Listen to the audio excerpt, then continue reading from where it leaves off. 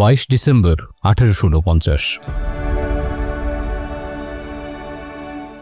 সবে আলো ফুটতে শুরু করেছে। এই এত ভোরেও রাশিয়ার সেন্ট পিটার্সবার্গের এক কারাগারের ভেতরে চলছে তুমুল ব্যস্ততা। আজ একটু পরেই কিছু অপরাধীর মৃত্যুদণ্ড কার্যকর করা হবে। প্রথা অনুযায়ী মৃত্যুদণ্ডপ্রাপ্ত অপরাধীদের সাদা চাদর পরানো হয়েছে। এরপর সবাইকে ষাঁড় দিয়ে নিয়ে আসা হয়েছে কারাগারের বাইরে, নিয়ে যাওয়া হয়েছে সেন্ট পিটার্সবার্গের সেমিয়ানোভস্কি স্কোয়ারে।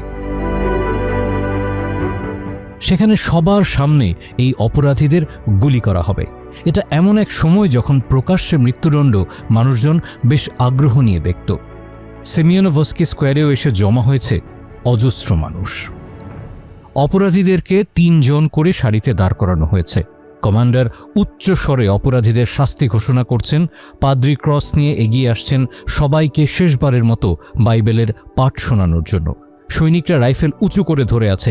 সংকেত পাওয়া মাত্র একসাথে গর্জে উঠবে সবার রাইফেল।